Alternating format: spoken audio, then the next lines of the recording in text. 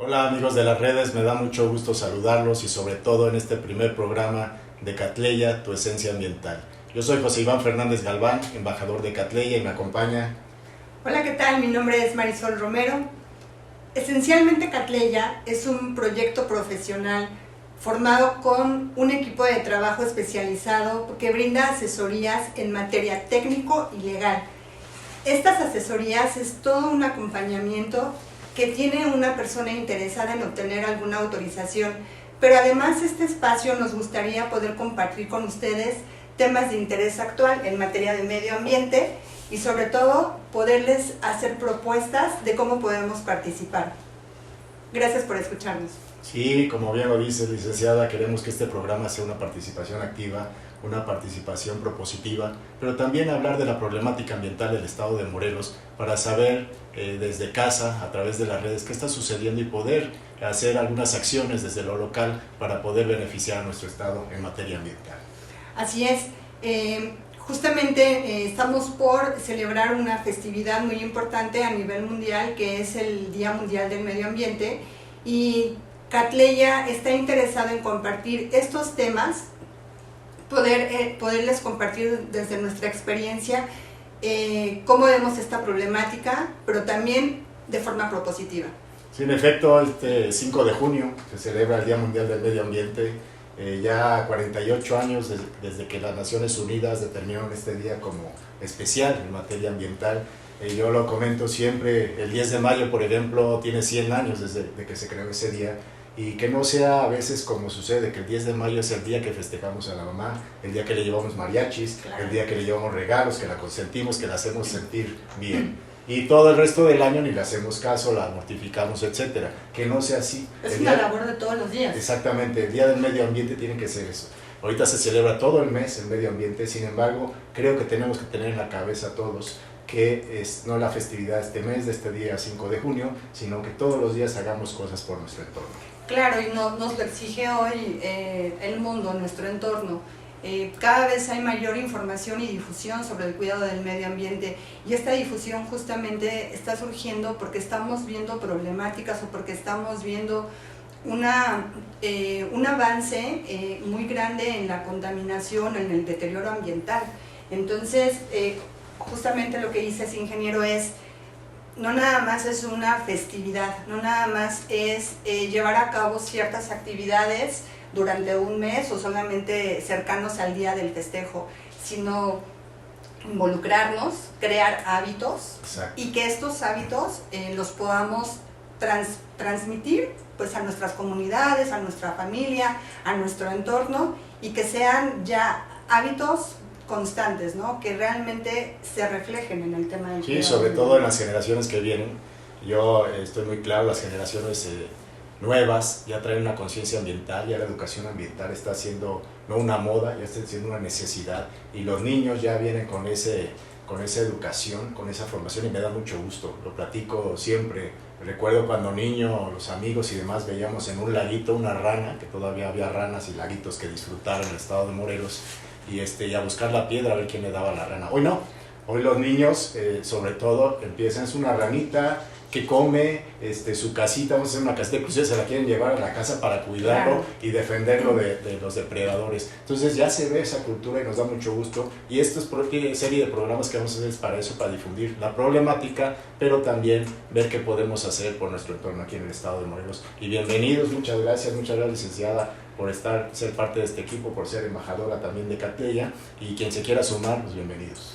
Al contrario, muchas gracias, ingeniero, porque este espacio es para ustedes, y este espacio es porque queremos justamente formar una comunidad de compartir experiencias, una comunidad no nada más para abordar o quejarnos de una problemática que todos conocemos. Como comentabas, ingeniero, hoy los niños tienen muchísima información, y justamente son estos espacios, esta difusión masiva, esta cercanía que hoy tenemos con los medios de comunicación, los que nos permite poder compartir, pero también nos compromete a participar activamente, no nada más platicarlo, ¿no? Que no se vuelva nada más un espacio en donde hablemos del tema, sino que ustedes también se sumen, nos compartan sus experiencias, y que también formemos esas comunidades que están enfocadas a este cuidado del medio ambiente. Sí, por supuesto, y trabajar duro es un compromiso, y también decirles, si llevamos muchos años en el sector, ambos, mucha gente especialista en la materia, a lo mejor de repente damos datos en los cuales nos equivocamos o variamos un poquito, pero lo importante es eso, sumar, también participar y dar la cara, enfrentar la situación que estamos viviendo en el sector ambiental, no solo lo malo, como dice la licenciada, sino también lo bueno, y qué podemos hacer para evitar estos daños, ¿no? Así es. Pues si quieres empezamos. Cuando hablamos de medio ambiente, y sobre todo a las nuevas generaciones, a los jóvenes y a nosotros ya adultos, el medio ambiente siempre lo relacionamos con arbolitos. Sí, ¿no? Con arbolitos, con, no sé... algunas especies de vida silvestre, ¿no? Siempre hablas de medio ambiente y relación a arbolitos. Entonces quisiera hablar, precisamente iniciar con el tema de los bosques en Morelos, ¿no? Los bosques en Morelos, que son el macizo forestal, los árboles que tenemos en la entidad. Pero antes de eso me gustaría hablar de cifras. Yo soy ingeniero y me gustan mucho las cifras, los indicadores, precisamente para que podamos evaluar en el transcurso del tiempo, de los años, qué está sucediendo y medir las acciones. Tengamos un contraste de cómo era, cómo es y lo que nos depara. Así es. Entonces empezar a decirle, y ahorita es más para adultos mi conversación sobre datos del estado de Morelos. Morelos es un territorio a nivel estatal, si sumamos la superficie federal, a nivel estatal somos un estado muy pequeño, somos el 0.02 del territorio nacional. Así es. ¿No? Entonces no se trata de que no importamos, de que somos chiquitos. Yo quisiera escuchar a la gente de Tlaxcala, que por cierto mando saludos a colegas que están trabajando en el sector ambiental ahí en Tlaxcala, amigos todos. ¿Qué opina Tlaxcala? ¿Qué opina Colima? ¿Qué opina Nayarit? Todos somos importantes, no por la superficie pequeña dejamos de ser importantes para la biodiversidad, para el medio ambiente en el país. Entonces ese 0.2%, pues te dice, bueno, pues está chiquito, ¿no? Tenemos bastante biodiversidad. Es significativo. Es significativo y tenemos que cuidarlo, ¿no? Ese 0.02% es importante para todo el entorno del país y del mundo también, ¿no? Entonces, quisiera hablar de ese dato. Pero también Morelos es pequeño, pero somos el tercer estado más densamente poblado del país. ¿Qué quiere decir esto? Que somos la cercanía con Ciudad de México. La cercanía con Ciudad de México, pues conocemos después inclusive del temblor del 85, que seguramente todavía no nacías. Migró. No, todavía no. Vino mucha gente a Morelos, y esa densidad poblacional, que somos casi 400 habitantes por kilómetro cuadrado, pues genera mucha problemática ambiental. Somos pequeños en superficie, pero vemos mucha gente. ¿Y quién hace la contaminación? ¿Quiénes hacemos la contaminación, el deterioro? Pues nosotros. Entonces, la gran cantidad de gente que tenemos en un poco espacio, pues genera mucho problema, ¿no? Claro. Entonces, hay que reconocer que tenemos una problemática que es la densidad poblacional. Sí, el crecimiento demográfico va ligado justamente al mayor consumo, al mayor aprovechamiento, y qué es lo que aprovechamos con nuestros recursos, ¿no? Así es. Y entonces impactamos justamente el tema de los bosques, y también el tema de superficies, que justamente es en donde creo vas a llegar. Si a eso quiero llegar, tenemos en Morelos 480,000 hectáreas aproximadamente. De esas 480,000, la sexta parte, 80,000 más o menos, y estoy dando datos es muy difícil ser exactos, generales, de lo que habla la literatura, las investigaciones, los documentales. Tenemos aproximadamente 80,000 hectáreas de selvas y bosques en el estado de Morelos, o sea, la sexta parte del estado. Y esa sexta parte son los arbolitos que quisiera hablar y empezar ese tema de lo forestal, ¿no?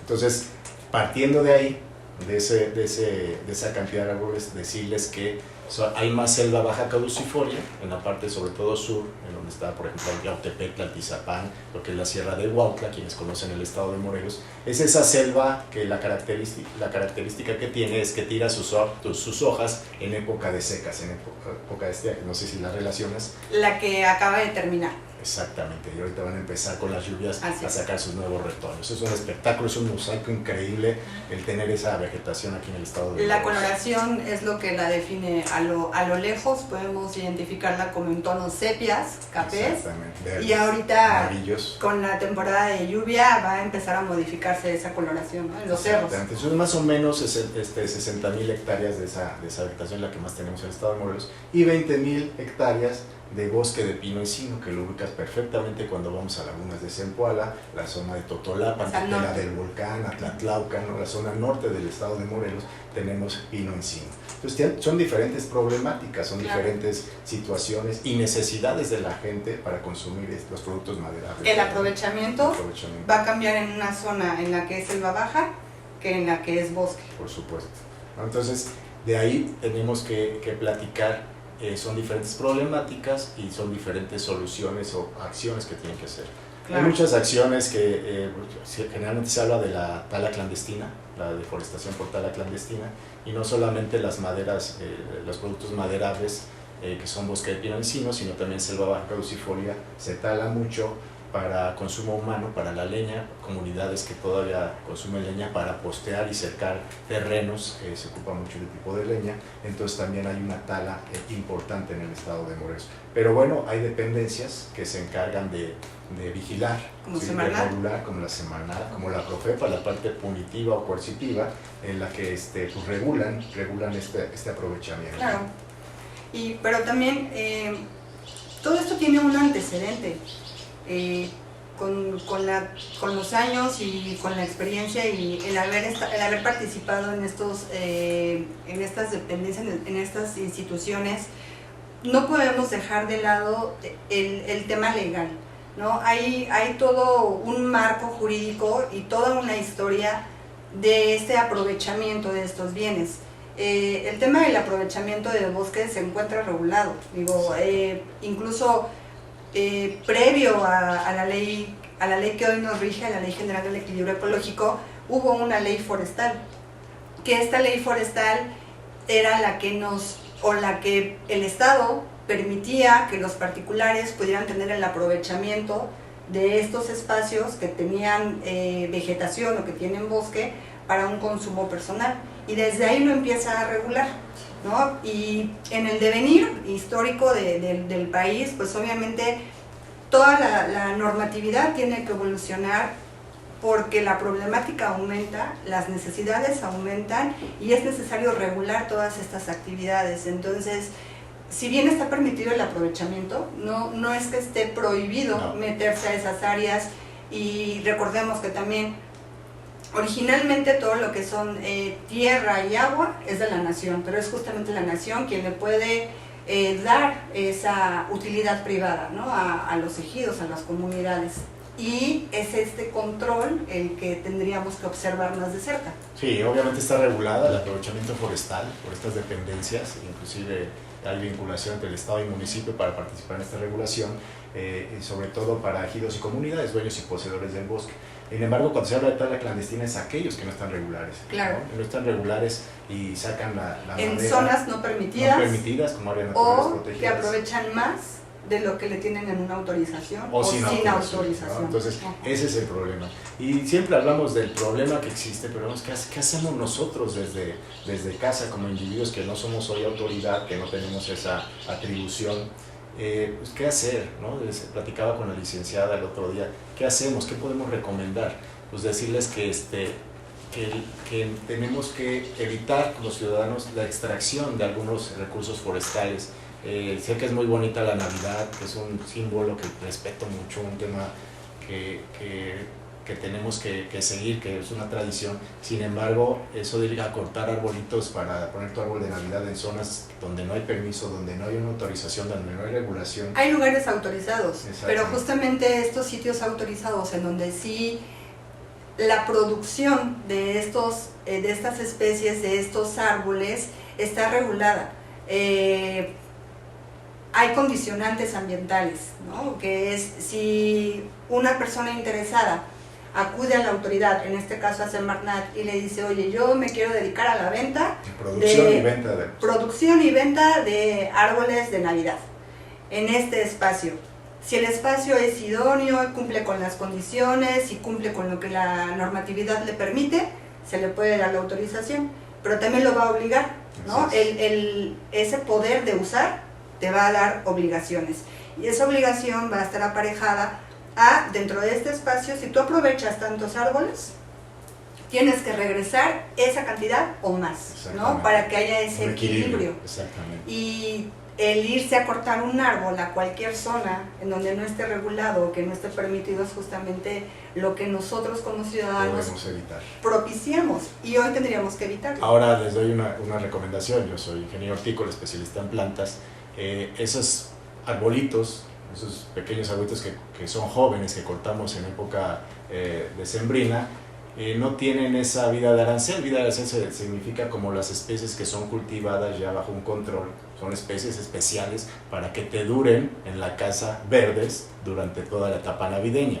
Son especies muchas veces que sacrificas, que matas, las llevas a casa y no llegan a la Navidad y ya están defoliadas totalmente, ¿no? Entonces son cosas que hay que difundir, no ir por el arbolito, no lo vas a tener ahí toda la época navideña, ¿no? Entonces sí es importante. El heno mismo, el musgo, ¿no? Eso está restringido totalmente, no lo puedes aprovechar porque estás causando una afectación mucho más grave al medio ambiente de lo que pudiera recuperarse, ¿no? Entonces uno dice, es bien poquito, mi nacimiento compré nada más un kilito, medio kilo, etcétera, pero la suma de todos los que compramos ese producto, pues sí es considerable, ¿no? Hay algo bien importante que platicábamos y conversábamos hace un momento sobre esta cultura de la prevención.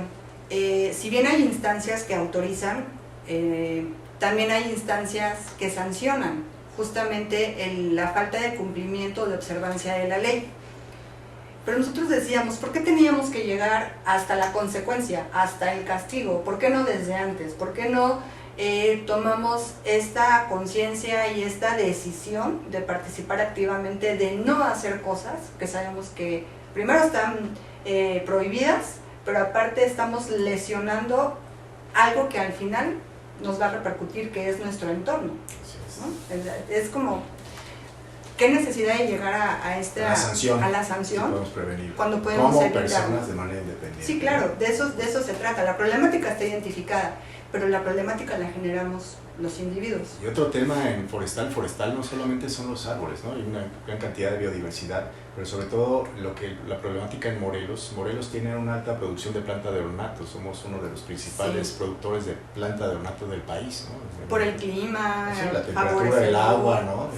Los trabajadores del campo, los invernaderos, viveristas. Entonces hay mucha demanda de tierra de monte, la famosa tierra de negra o tierra de hoja. Así es. ¿No? Esa tierra también está regulada, entonces también tenemos que nosotros ver que esté... Evitar la compra de esa extracción irregular. Sí, es muy difícil evitarla porque, bueno, está por todos lados. Claro. Sin embargo, también tratar por lo menos de decirle a la persona que lo vende si está regular, ¿no? Para que haya ese ruidito y si traten de comprarla de manera regular. Y haya ese círculo virtuoso, justamente de las personas que se dedican a estas actividades, cumplan con sus autorizaciones, porque repetimos, no se trata de no utilizarlo, es aprovecharlo dentro del marco de la ley, cumpliendo las obligaciones que adquirimos. Aprovecharlo sin necesidad de romper una norma o de romper una ley. No es que esté prohibido, no es que no podamos usarlo, sino que tiene limitantes. Por supuesto. Es importante conocerlas.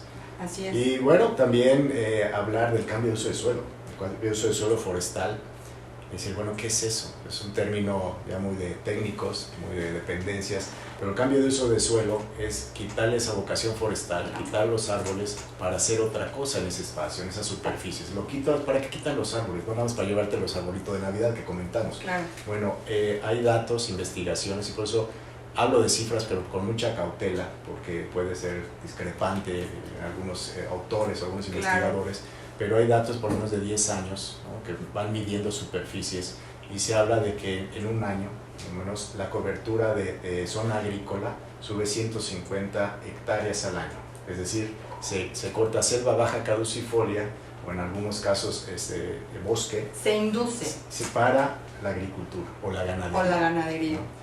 Yo decía, o lo comento en varios foros, cuando es una tala clandestina en pleno bosque y demás, todavía hay la oportunidad de que de manera natural se regenere el bosque. Claro. ¿No? O con los programas de reforestación, que ahorita en junio van a haber varios y hay que sumarse a participar en las reforestaciones, se puede regenerar el bosque, ayudarle al bosque, que de manera natural tarda cierto tiempo, ayudarle a que se regenere, con especies obviamente propias de la región, ¿no? Sí, nativas. Nativas, ¿no? No traer exóticas. Pero ya el cambio de uso de suelo por agricultura o por ganadería, ya es más difícil generar esos suelos. Ya normalmente cuando el agricultor, que les mando un saludo a la gente de campo, que es súper importante en todo el mundo, aquí hablo del estado de Morelos, ya lo usa para la agricultura o la ganadería, ya es muy difícil. Ya cuando el agricultor, el dueño del terreno o los hijos que ya no quieren cultivarlo, lo que hacen es venderlo. ¿Y venderlo a qué? A el desarrollo de vivienda, gente que se dedica al desarrollo de vivienda, o a casas, a pequeñas casas, a particulares, lo fraccionan. Y ahí sí es irreversible el daño, la modificación. Claro, pierde la vocación el suelo, se deteriora, y no solamente es el entorno, ¿no?, sino también lo que hay debajo de esa tierra tan valiosa, ¿no? Todo el nutriente y todo lo que... Y es todo un ciclo, ¿no? Ese ciclo de la vida de la tierra, el agua, ¿no? Y hay datos también que para vivienda al año se aumentan en vivienda en Morelos alrededor de 20 hectáreas al año. Dice uno, bueno, ¿no? Para la agricultura se hablan 150, pero nada más para vivienda 20, uno puede decir, bueno, pues es poquita. Y retomando el dato que dabas de que somos una superficie a nivel nacional muy pequeña, y entonces cuentas, la vivienda, ¿no?, se está extendiendo en superficie horizontal, ¿no?, hacia las zonas agrícolas, hacia las zonas forestales, y eso está ocasionando problemas. Pero a lo que iba es el tema de decir, bueno, son pocas hectáreas, pero tiene ese crecimiento, necesitamos vivienda, en Morelos necesitamos vivienda, en todo el país necesitamos vivienda, ese crecimiento de vivienda, el daño no es tanto, bueno, es daño por quitar la cobertura forestal o la vegetal, sin embargo el daño es que viene la vivienda y vienen otros impactos. Claro. ¿No? Vienen los impactos de la calidad del aire, empieza a circular vehículos, empiezan a la dotación de servicios. De servicios, la generación de residuos sólidos municipales, de basura, en lenguaje coloquial, ¿no? La contaminación del agua, la demanda de agua potable. La demanda de agua potable. Es el problema que en esas 20 hectáreas que no suenan mucho, pero los impactos son grandes. Y acumulativos. Por eso es importante el cumplimiento de la ley, que es una de las cosas que nosotros traemos en la consultoría. Catleya es una consultoría, como ya lo mencionamos, el tratar de minimizar esos daños, ¿no? Claro. Hacer que la gente que vaya a desarrollar pues cumpla con la normatividad para reducir esos impactos. Así es. Seguramente han escuchado una frase que dicen que el desconocimiento de la ley no te libera o no te exime de su cumplimiento. Casi todas las actividades del hombre están ya reguladas por una normatividad, por una ley o por un reglamento. No es que nosotros estemos diciendo que esté prohibido hacer cualquier cosa. Todo nos es permitido dentro de una estructura legal, dentro del cumplimiento de requisitos, porque justamente esto surgió de una problemática que generó una política pública, y que de esa política pública se crearon leyes y reglamentos que debemos de cumplir. Las autorizaciones de cambio de uso del suelo existen. Así es. Las autorizaciones para hacer vivienda existen. Todos los aprovechamientos o la solicitud de un servicio, de que en este caso, por ejemplo, de índole municipal, la dotación de agua, la dotación de servicios, la recolección de los residuos, todo eso ya está normado. pero tiene toda una estructura que hay que seguir dentro del marco donde nos es permitido llevarlo a cabo, no de forma descontrolada. Hay herramientas ya de planeación que tienen todos desde la federación, el estado y los municipios, los ordenamientos ecológicos del territorio, desarrollo urbano, ¿no? Hay planes de desarrollo en donde cada municipio, junto con el estado de la federación, planean cómo es el ideal de esta ciudad, de este crecimiento, de este desarrollo urbano. Así es. Entonces ya está muy regulado.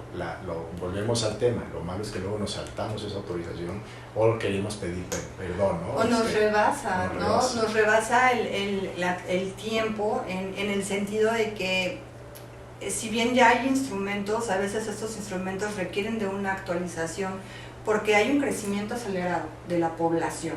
La demanda de servicios está rebasada, pero los instrumentos normativos no están actualizados.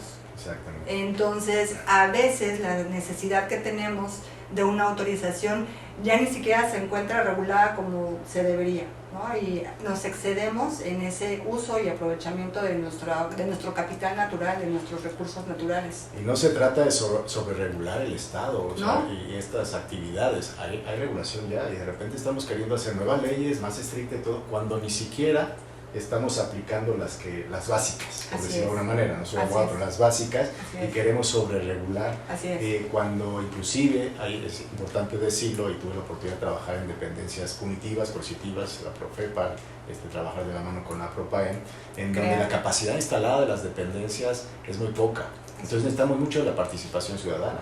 Sí. No sé si sigan ahorita los comités de vigilancia forestal, ¿no?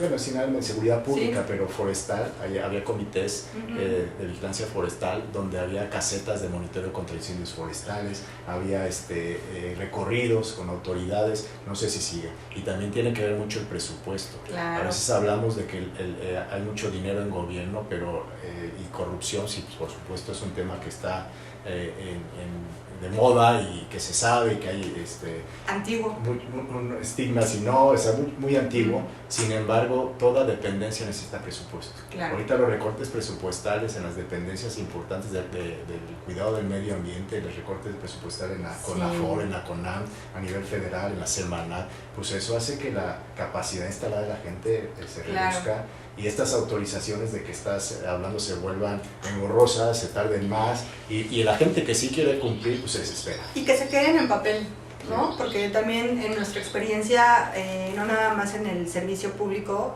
sino también ahora de este lado, en esta trinchera en la que nos dedicamos a brindar esta asesoría y este acompañamiento a los empresarios, a particulares que tienen interés en comunidades, en cumplir, en hacer sanos sus proyectos.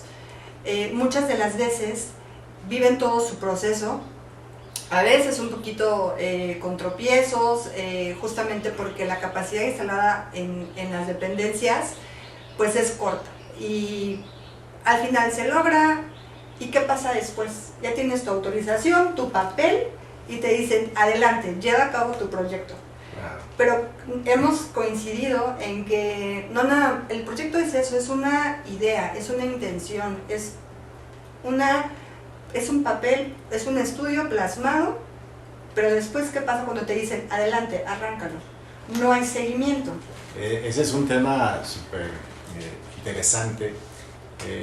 Ha habido pláticas de especialistas en la materia, estadistas y demás, donde habla que los mayores impactos ambientales son de aquellos desarrolladores o empresas grandes que sí tienen autorización, pero que no se le da seguimiento a sus condicionantes, ¿no? O sea, una cosa es la construcción de la empresa, del desarrollo, que ya ha causado un impacto, pero hay condicionantes que hay que seguir, no solamente durante la obra, sino durante la operación. Entonces, si no se le da seguimiento a eso, los impactos siguen eternos, ¿no? Y ese es un problema de la falta de capacidad instalada que tienen las dependencias. Por eso la participación ciudadana, tenemos que apoyar, tenemos que ayudar de alguna manera a hacer estos vínculos con la autoridad para hacer ojos, para denunciar y también denunciar cuando también las cosas se hagan mal. Y tener esa convicción, no nada más, volvemos al tema, no nada más por la obligación o por el temor a tener una sanción, sino por convicción, porque siempre va a ser mejor, probablemente implique trabajo, implique inversión, por supuesto, pero siempre va a ser mejor lo preventivo que ya tener un daño irreversible, en todos los sentidos, tanto legales, administrativos, como ya en la parte técnica, cuando ejecutas un proyecto, a veces vale más prevenir. ¿Qué pasa cuando no planeas bien el asentamiento humano en una zona en la que no está permitida? Inundaciones. ¿O qué pasa con la vialidad? Si no haces bien tus impactos viales o urbanos, o sea, toda esa parte preventiva es necesaria que la traces bien para que llegue a buen puerto tu proyecto una vez que lo tengas operando. Ahorita que hablaste de inundaciones, tuve la oportunidad de trabajar en dependencias que se encargaban de las contingencias hidrometeorológicas. Inundaciones, bueno, primero es correcto, nosotros lo vemos como inundaciones aquí en Morelos, sin embargo ya hay unos parámetros de inundaciones. Claro, en otros estados, ¿no? De Tabasco, ¿no? Tabasco, pues, que es metros de profundidad. Veracruz. Pero no dejan de ser delicados y graves en Morelos estos encharcamientos, le llamamos con mucho respeto, porque para mí inundaciones es para la gente que lo vive, ¿no? Claro. Que afecta su patrimonio, que estuvo en riesgo su familia, su mascota, su carro se daña, sus muebles. Toda la propiedad. Sí, yo digo encharcamiento, no es despectivo, son parámetros que existen en materia de agua. Porque la orografía en nuestro estado también tantas barrancas ayuda un poco.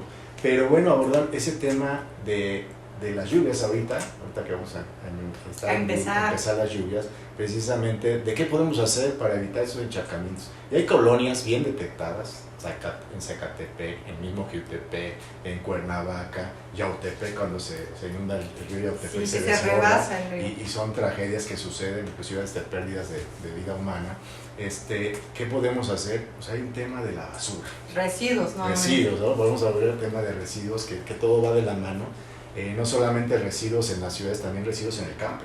Fíjate que los apantles, por ejemplo, que son los riachuelos que surten de agua los terrenos de cultivo, muchas veces los limpian, los rozan, que es el término que se usa en campo, acumulan a un ladito, ¿no? Ahí llueve y se lo lleva. Ya se taponan. Entonces, eso, más el agua de las ciudades, que sacamos nuestra basura o tiramos mucha basura en época de lluvia, siempre es malo, pero sacamos nuestra basura mucho antes de que pase el camión. El servicio de recolección. Los perritos los deshacen la bolsa, lo dispersan, uno como vecino a lo mejor lo recoge, el otro muchas veces no, por lo sucio, porque llevas prisa, porque quieras, y esa basura se va a las coladeras, a las alcantarillas, al drenaje municipal, se tapan. Así y el agua sigue corriendo la pendiente, ¿no? Y ahí es que cuando vienen esa problemática de inundaciones o encharcamientos. Así es. ¿Qué podemos hacer? Y de contaminación. De contaminación aparte, ¿no? Pero porque es un tema también como de protección civil, pero también qué está pasando con nuestros cauces y qué está pasando con nuestros suelos. Y hablabas de la prevención. ¿Cómo podemos prevenir nosotros desde nuestra esfera de competencia ese tema de cuidado de la basura en esta época? Fíjate que hace un par de semanas tuve la oportunidad de escuchar un foro ambiental que organizó el Congreso del Estado y participaron, escuché yo a 3 ponentes y 2 de ellas hablaban justamente de la problemática de la basura. Una era la maestra Valeria Dávila, que le mandamos muchos saludos, y otra bióloga que también hablaba de el tema de los residuos, pero a una escala más individual. Claro. Y justamente hablaba de dignificar la labor del pepenador, del que separa, de la separación de residuos desde tu casa, de no tirar la basura en vialidades, ¿no? Porque justamente identificaba, que para todos lo hemos visto, justamente estos taponamientos, ¿no? Conocemos que no nada más la sociedad civil organizada, sino también el gobierno hace campañas de limpieza, de desasolve, porque el gobierno no puede con todo, tenemos que involucrarnos nosotros. Y justamente el tema de los residuos y de las malas prácticas es una de las problemáticas que impacta en todas las áreas en materia ambiental, ¿no? El tema de la lluvia y estos encharcamientos que existen, que hoy la verdad, tú pasas por Cibac y en Jiutepec, ya no, claro. Un vehículo le llega a la mitad, ¿no? Sí. Fíjate que acabas de hablar en un foro del Congreso del Estado, por cierto, un saludo a la diputada Andrea Gordillo, presidenta de la Comisión de Medio Ambiente, a su secretaria técnica de la Comisión de Medio Ambiente, amiga licenciada María Manguel. Están haciendo de verdad un buen papel, pero necesitan de la participación de todos. Claro. Eso que comentas de la expositora, de la basura desde uno, Así ¿no? es. Y dignificar la vida o el trabajo del pepenador. Así es. Antes decíamos, y era una respuesta que me daban en algunos foros, ¿para qué separamos la basura si en el camión la revuelven? No, ya no la revuelven, ¿no? Desgraciadamente, por cuestiones económicas, ya hay mucho pepenador que pasa, cada que sacas tu basura de la casa, pasa el pepenador a abrir bolsas, y por cierto, ya muy respetuosos, no rasgan, Sí. ¿no? La verdad Sí. están siendo muy respetuosos, yo lo he visto en varias colonias, abren, sacan el PET, el cartón, el vidrio, lo que pueden. Regresan lo que no sirve Exactamente. y se la dejan. Esperemos que todos sean así de respetuosos, ¿no? Entonces ya no hay ese pretexto de decir, no, ¿para qué la separo? ¿No? Pues sepárala para que sea más fácil el trabajo de esta persona, lo digo con mucho respeto, es un término pepenador, no es despectivo, es un trabajo, es generación de economía, y dáselo más fácil para que pueda ir a más hogares, ¿no? Así es. Es súper importante la pepena. Y además, lo que no se pudo pepenar en la calle, en el lugar donde dejas tus residuos, el camión de la basura, los trabajadores de limpia, que es un héroe, es un saludo a los trabajadores de limpia, de verdad, que trabajan todo el tiempo por el bien de nosotros. Tienen unas barcinas que son unas bolsas, se han dado cuenta ya atrás del camión, Así es. en donde ya ellos van separando, vacían, y si ven PET, cartón, etcétera, ¿no? Y entonces ya es un círculo virtuoso de reciclar. Pero si desde casa tuviéramos la cultura de no mezclar, en una separación primaria, en una separación muy básica, orgánicos de inorgánicos, ahorita que comentabas que pues también por las actividades que todos tenemos, salimos de casa muy temprano a realizar nuestras actividades, entonces sabemos que el día jueves hay que sacar la basura porque va a pasar el servicio de recolección y dejas tu bote y tu bolsa. Llega el perro y la rompe. Una de las expositoras comentaba esa situación y decía, ¿saben por qué la rompe? Porque hay orgánicos, claro. Porque son seres que están buscando alimentos. Comida.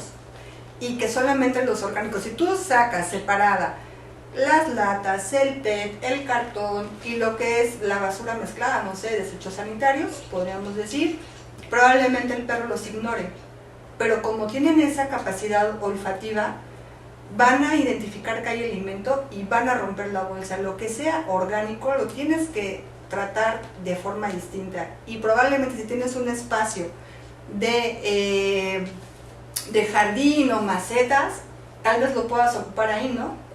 Como abono, como materia orgánica, tú como especialista pues sabes que sirve. Hablaba de densidad poblacional, de repente no hay espacio para separar los residuos, digo, vamos a una realidad, sí. ¿no? No hay espacio en un pequeño departamento, lo digo con mucho cariño, y 2 botes, ¿no? Ya te cuesta trabajo.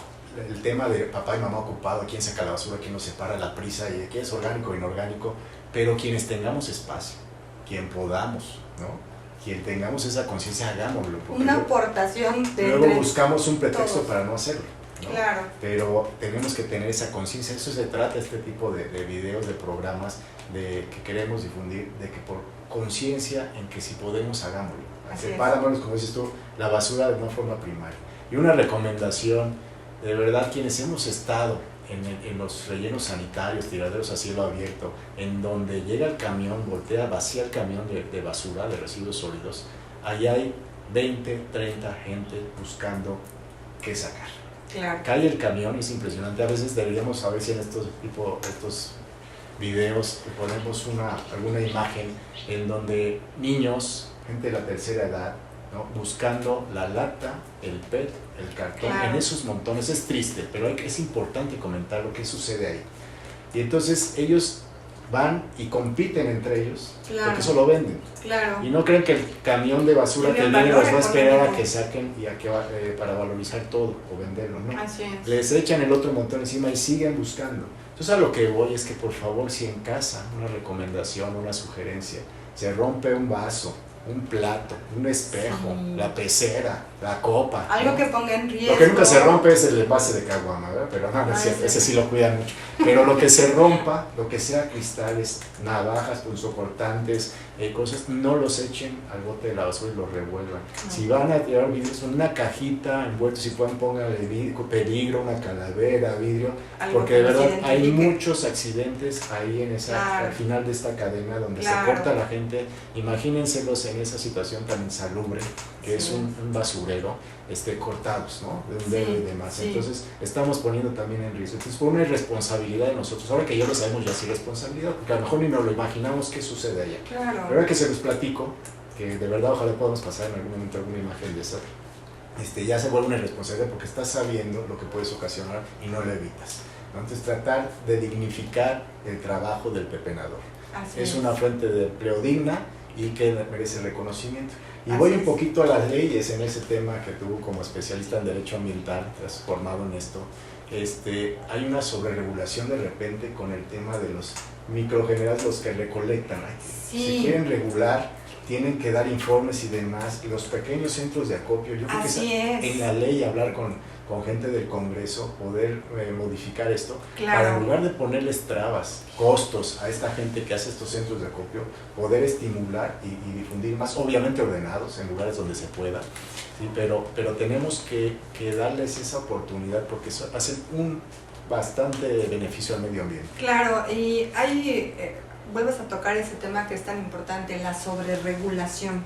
Y aquí hay algo también importante para las personas que se dedican a estas actividades, no nada más de acopiar residuos o de la separación o de transportar o de reutilizar o de coprocesar, ¿no?, todo lo que se le denomina residuos. Las esferas de competencia. A veces, tenemos mandatos municipales, mandatos estatales y los federales. Pero cada tipo de residuo tiene con quién irse, ¿no? Bien lo decías, ingeniero, los sólidos urbanos son de competencia municipal, ¿no? El municipio es el que se encarga de darnos este servicio de la recolección, de la limpia. Los residuos de manejo especial con ciertas características pues corresponden al Estado. Y los residuos peligrosos con características muy específicas. Corrosivo, reactivo, explosivo, inflamable, tóxico o biológico, ¿no? Biológico infeccioso. Biológico infeccioso, CRETIF por sus siglas, le corresponden a la federación, ¿no? Sin embargo, aquí de repente el tema de ejercer una actividad que tenga la materia de residuos, pues a veces tenemos que acudir al Estado para que nos dé una autorización. Y tenemos casos conocidos ya de muchos años de justamente las personas que quieren llevar a cabo una actividad de almacenamiento o acopio. Pero estas actividades requieren una autorización. Nada más para explicar, almacenamiento o acopio seguramente todos los han visto, en las colonias, en la esquina, ahí llegan y son pequeños locales donde ahí llega el pepenador o gente de casa, cualquier particular, a vender el cartón, el PET y demás, ahí lo acopian, ahí lo juntan para llevarlo a donde se va a reciclar o a venderlo otra vez, ¿no? Así es. Los generadores pues somos nosotros, ¿no?, los que consumimos el producto. El generador saca su basura. Y la ley dice que los generadores, en ciertas escalas, obviamente, ya hay parámetros, incluso hubo una modificación reciente a la ley de residuos del estado de Morelos, en donde están modificando la cantidad y el volumen de los que somos generadores obligados. ¿Qué son los generadores obligados?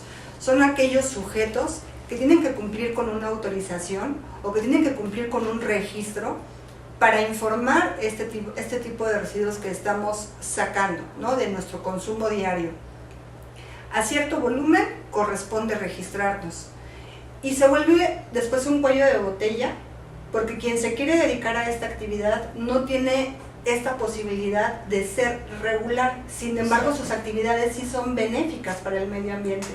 La separación que ellos hacen es valiosa, pero no tienen los insumos o la infraestructura o las instalaciones para tener un espacio adecuado con las características que pide la ley. Ahorita me recuerdo mucho de nuestra amiga Ceci Álvarez, sí, defensora de estos saludos, grupos. Ceci. Hay que contactarla, y ahorita que hablamos del Congreso, buscar esa audiencia para ver qué se puede hacer por esta gente que hace muy bien por el Estado. Así y es. Hablando de residuos, pues hay parámetros ya. En el país generamos de 1.2 a 1.4 kilos de basura, de diarios. residuos por persona.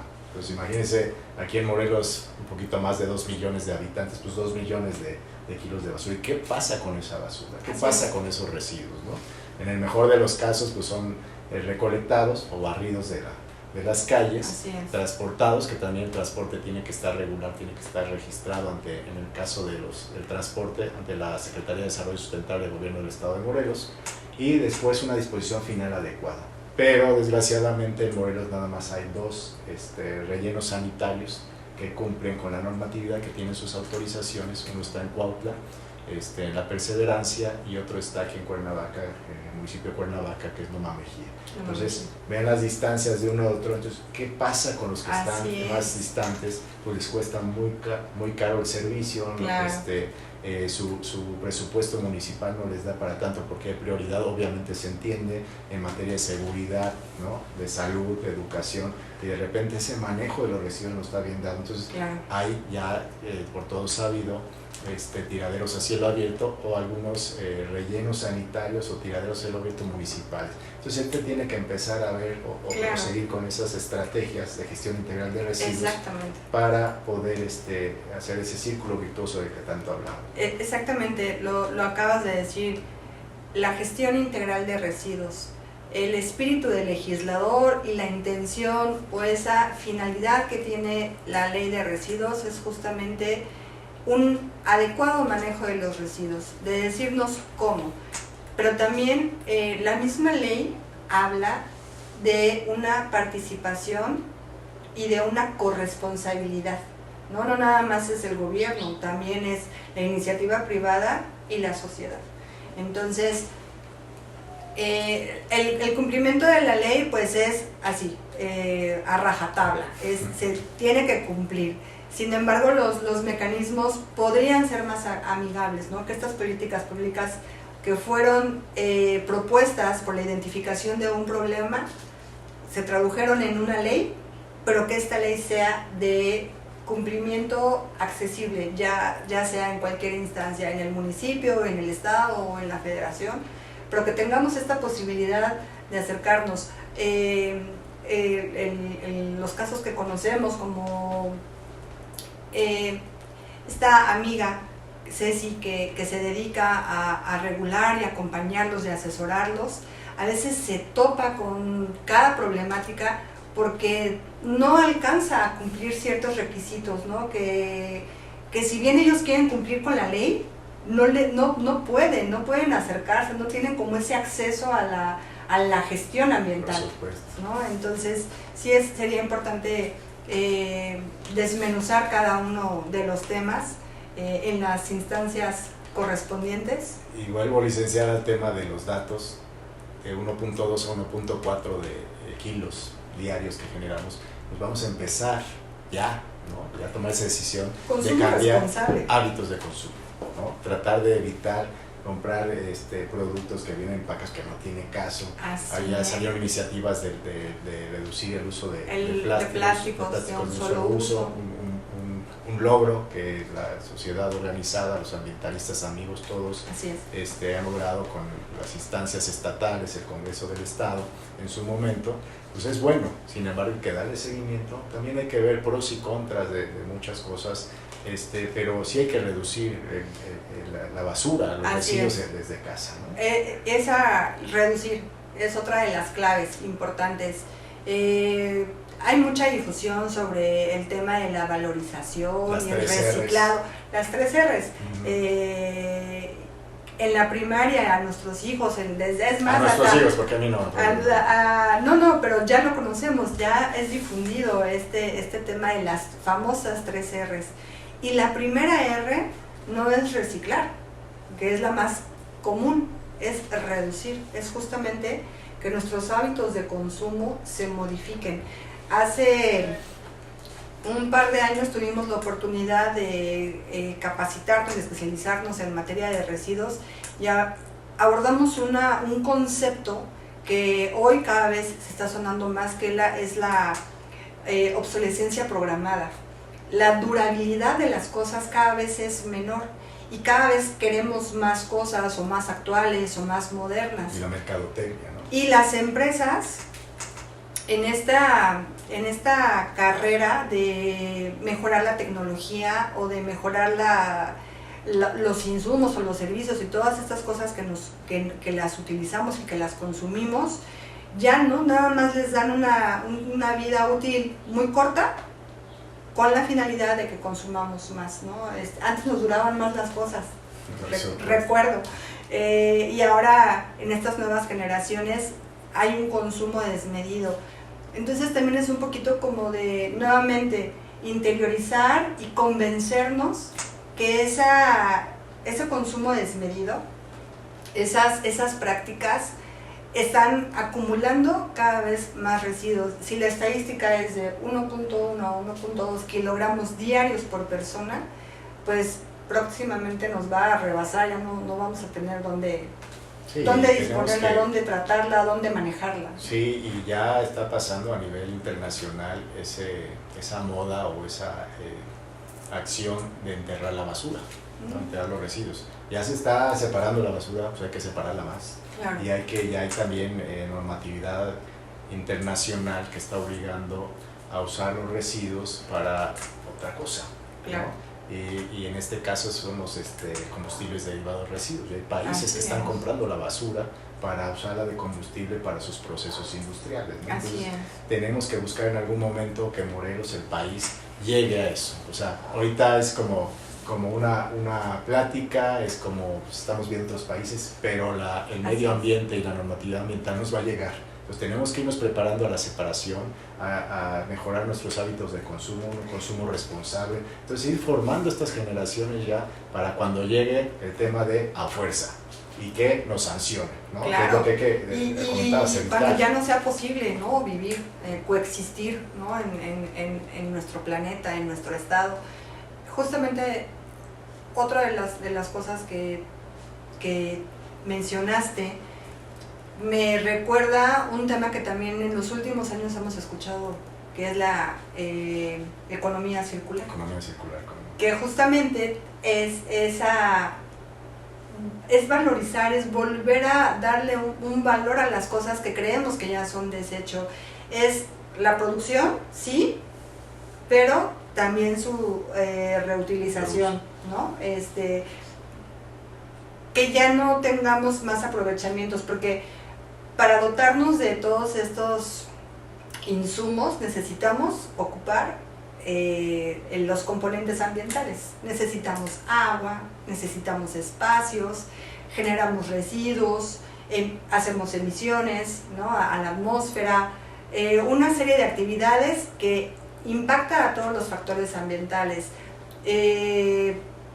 Retomamos el primer tema con el que empezamos, el aprovechamiento forestal, el desplazamiento de fauna. Todos los factores ambientales se ven impactados por nuestros aprovechamientos. Y entonces todo se va o se iba para el desecho. Y hoy tenemos esta tarea, ¿no? de la economía circular, ¿no? de darle una vida útil lo máximo que se pueda para evitar un consumo desmedido. Sí, ahorita que hablaste y retomaste el desplazar, ¿no? Desplazar. Hace unos días tuve una plática con algunos alumnos de algunas escuelas, porque fue el Día Mundial de la Abeja. Sí. ¿No? Día Mundial de la Abeja, y voy a abordar un poquito el tema de la biodiversidad. El Día Mundial de la Abeja dice, bueno, ya hay Día de las Mamás, Día del No Fumar, Día del Papá. Y de repente se vuelve el chiste, hay Día de, ¿no? Claro. Y se tienen que hacer esos días de como para reconocer y difundir, como lo que estamos haciendo, la importancia de cada materia, de cada cosa, ¿no? Los polinizadores, quiero hablar de la abeja de los polinizadores, como polinizador. lo vemos tan pequeño y decimos, ay, no pasa nada si mato la abejita. Le tenemos miedo y la queremos matar. Sí, sí, por supuesto que a todos, bueno, la primera reacción. Hay hasta a gente alérgica y sí, claro. Tiene razón, tenemos casos de gente cercana que pues ha perdido la vida por piquete de abeja. Pues, por supuesto que hay miedo, ¿no? Hay un estigma ahí con el tema de la abeja. Sin embargo, ese pequeño insecto, ya estudiándolo para dar una presentación, porque uno no es todólogo ni sabe todo, hay que estudiarlo. Es valioso. Es súper valioso. Resulta que es uno de los polinizadores más importantes entre las mariposas, los colibríes, los murciélagos, los abejorros, ¿no? Pero la abeja en particular tiene una función importantísima como todos estos polinizadores, ¿no? Hablaban datos, vuelvo con los datos, que más o menos del 70-75% de las plantas que consumimos, de los alimentos que consumimos los humanos, dependen de la polinización, ¿no? Okay. Entonces es importante difundir esos datos de ese pequeño insecto, pues es el encargado estamos viendo aquí flores, ¿no? De la reproducción de una planta, ¿no? Entonces, claro, si no hay polinización, entonces no hay el fruto, no hay semilla para producir otra vez esa planta comestible para el ser humano. Claro. ¿No? Entonces ya hay campañas muy fuertes, ya hay el Día de la Abeja como polinizador, y entonces me preguntaban, bueno, ¿qué podemos hacer por los ¿Qué hacemos por los polinizadores? Que vamos al tema, ¿qué podemos hacer?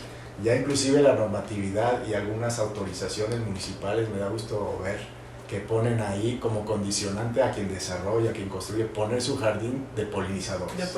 Pero necesitamos saber, les decía a los muchachos en la plática, a ver, tienes que conocer qué polinizador es el que tienes, claro, por tu zona, ¿no? Claro. Porque a lo mejor no hay tanta abeja, hay más mariposa, o hay más murciélagos que son nocturnos, o hay más colibríes, etcétera, sí, etcétera, y conocer la vida de este animalito, su ciclo de vida.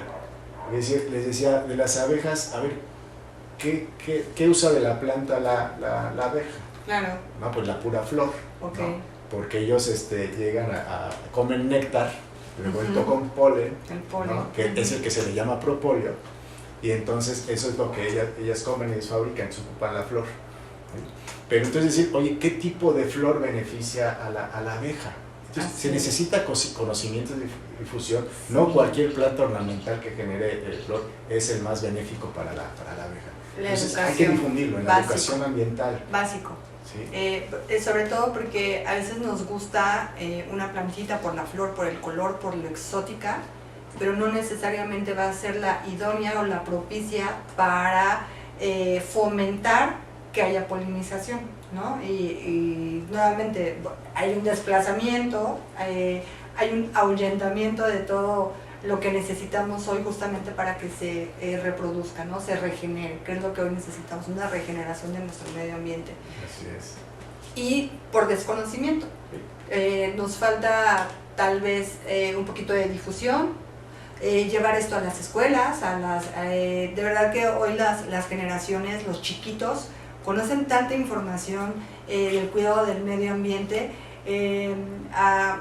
Como una experiencia me pasa personal, mi hijo quiere a veces recoger la basura en las calles y ya saben como mamá, no, déjalo.